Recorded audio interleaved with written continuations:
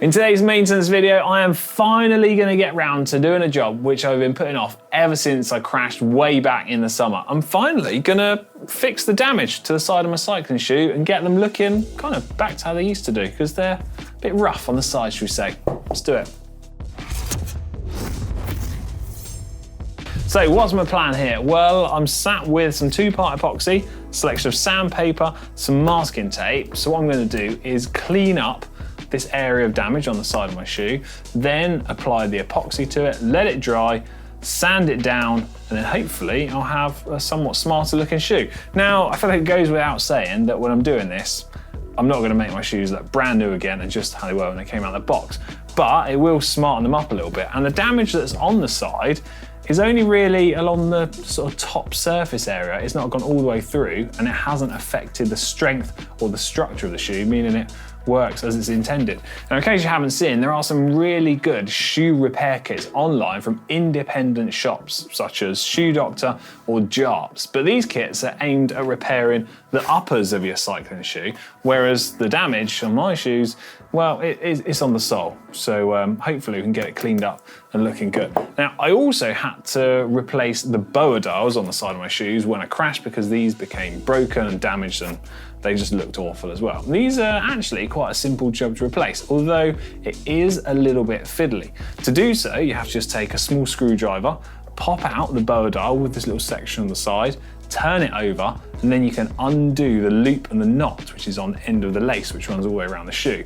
Then you can thread it through the relevant section of the shoe, just how it was in the first place, tie a neat little knot in the end, and then clip it all back together. As I said, it's a fairly simple process, but it is a little bit fiddly.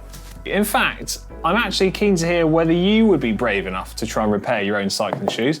And to do that, I'm going to have a poll over on the GCN app, and there'll be a link in the description down below to take you over. And then, well, yeah, vote on the poll. I'm keen to hear your thoughts on this. So, right, next step for me to do is to clean up this area of damage before then using my masking tape to mask it up. To do that, I'm going to use some disc brake cleaner and a clean cloth, which I've left lying around here somewhere. Let's find it. Disc brake cleaner. Just haven't got a cloth yet. Oh, seamless that was. We don't have to do anything too crazy here. It's just a case of spraying a little bit of disc brake cleaner onto the cloth, and then just finding that area of damage and just gently wiping it. Make sure you don't snag your fingers on a bit of rough carbon like I've got here. And you can clean an area that's a bit wider than where you need to work, because it's also going to mean that the masking tape is going to stick on there nicely. While the little bit of disc brake cleaner just dries fully, I can now take my masking tape and mask off the area that we're going to be working on. The reason I'm doing this is to stop the epoxy going everywhere, meaning that I'm going to then just have to spend more time cleaning it up afterwards. But also, it helps me to sort of get an area that I'm working on, and when I'm also then going to sand it afterwards, it helps me to sort of feather the edges slightly so we don't end up with a big giant lump of epoxy sat on the side of our shoe.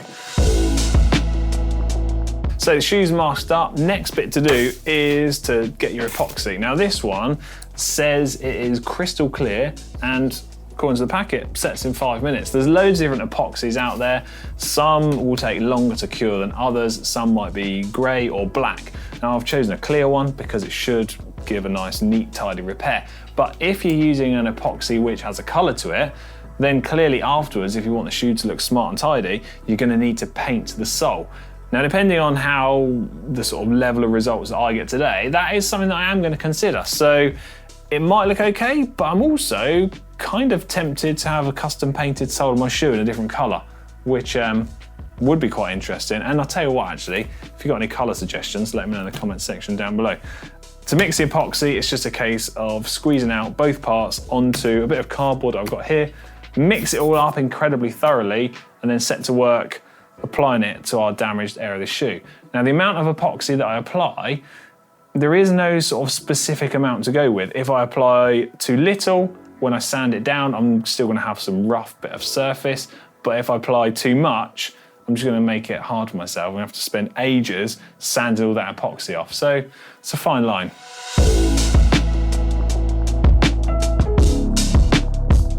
So now it's just a case of trying to leave the epoxy to cure, because I think I'm happy with this stage of the process. I'm going to leave it to dry. as I've mentioned earlier, there's loads of different epoxies out there. Some will dry quicker than others. Generally, some of them say to leave it 24 hours before you start sanding it down. So I'm probably gonna leave it for a few hours, have some lunch, and then hopefully it's cured enough that we can rub that down afterwards. And yeah, right. Okay, right, I'm back. Now I know I said I was only gonna be a few hours and would let the resin dry, but turns out, yeah, the packet was correct. It needs at least 24 hours to dry. So here I am, 4 days later, ready to carry on with this job. It's been that long, I feel like I might have aged ever so slightly. Anyway, what I'm gonna do now is mask up the upper section of the shoe so that when I'm sanding away at the little bit of resin, I don't run the risk of damaging the upper. So that's what we're gonna do. And then I'm gonna work my way through the various grades and grits of sandpaper that I've got, starting with the more abrasive ones, and then finishing off with something like this, which is actually kind of like silky smooth and should give us a nice shiny finish that I can then just polish up. Now I think it goes without saying that at the moment, the shoe kind of looks all right. Yes, you can see it's been repaired, but it's the sort of repair which kind of blends in quite nicely. So fingers crossed, when I go to rub it down and smooth it off, I don't just make it look worse than it is right now. So, I mean, what's the worst that happen is I'm gonna have to paint the shoes again. But never mind, right, let's mask it up first.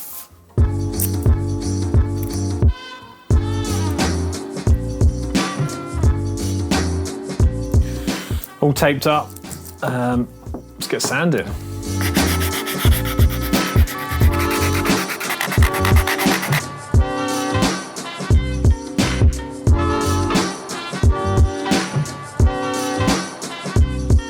This, so far, is just after maybe 5–10 minutes worth of sanding. I've worked my way through most of the grades of sandpaper I've got. That is what this huge mess is directly next to me with all the paper mixed up. And I'm gonna say it's looking a bit better and smoother. Like the shape that the side of the shoe is following is much more like how it was before it was damaged. Now, admittedly, it hasn't got a super, super clean cut, neat edge, but you know, I can't restore the factory finish that it had. So what I'm gonna do now is that I've taken the masking tape off and out of the way. Got cloth, which has got a little damp corner on it. I can just wipe this and see how it's coming up. And when it's damp like that, look at the shine it's got. That's looking quite good. Progress is good. So I'm gonna say I'm quite happy with the end results. I know if I was to do this job again, I think I would probably improve a few little bits and improve my technique, but that's like anything, practice makes perfect. So what I'm gonna do now is get some silicone shine, see if I can shine up the side of the shoe, just to give it an extra bit of sparkly finish and see if it helps blend it all in a little bit further. Because at a passing glance, I'm gonna say, I don't think you'd really notice this straight away, which I'm really happy with. Now I think it is crossing my mind whether I should consider painting the entire base of the shoe, because I could do a funky colour like fluoro to match my glasses that I've got. So if you really want to see that, let me know in the comments section down below. But for now, I think I'm going to leave it there. Quite happy with my handiwork there. And all that's left to say is I hope you found this video helpful. If you have, please give it a big thumbs up. Let me know in the comments section down below if there are any other maintenance videos that you'd like to see. And I'm keen to hear your experiences on repairing your own shoes. Have you done that as well? So yeah, let me know. Right, I'm going to tidy this mess up and get cycling in my shoes.